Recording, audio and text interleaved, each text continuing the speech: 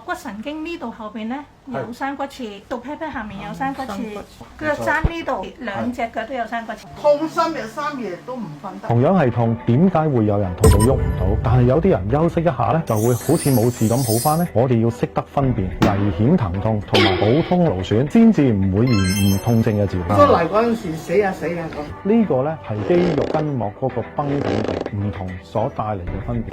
都有記翻啦。之前嚟嗰陣時咧就咁樣睇佢，依家咧就唔直咗。嗰日咧喺屋企露台跌親，第二日之後咧佢就話開始嘅 pat pat 至到個腳踭咧就開始痛，一路都持續痛。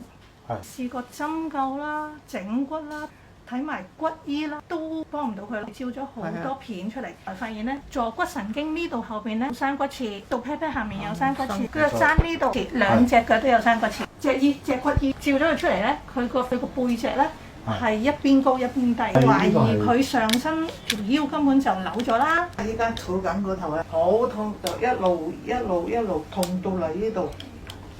嗰個腳硬行咧，好辛苦啊！感覺一下你痛嗰個位，如果係熱嘅話，即係點啊？紅腫發炎。如果摸落去相反係痛嘅話咧，而且佢唔係腫喎，反而係繃緊喎，點樣攣都係冇回彈嘅咧，就係筋膜收縮所導致嘅結構性嘅一個繃緊啦，長期都過唔到血嘅，而且係越嚟越繃緊。嗱，你咪講咗咯，復位嗰個幫你復好個膝頭，醫嚟醫去醫部分痛消失咗，對你整體都係一個小恩小惠。你係咪滿意啊？你摸住嗰度係痛點啫，但係你個問題係上到去肩胛嗰度，成身通翻，唔痛撐得起個人，咁樣先叫做醫好。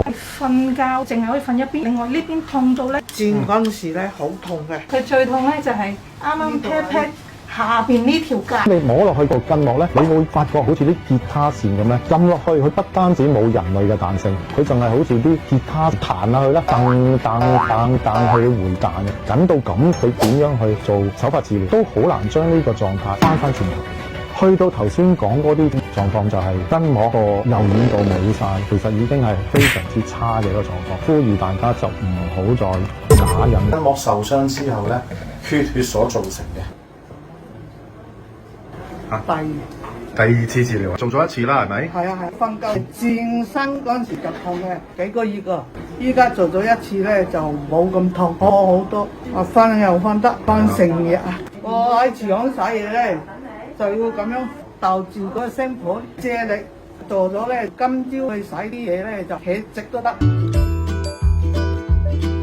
避免小痛拖到變咗大問題。而家嘅現代科技咧，係可以將呢啲咁嘅狀態咧，回復翻到柔軟嘅，而且唔艱難，次數亦都唔多。只不過有冇揾對咗方法咁解嘅啫。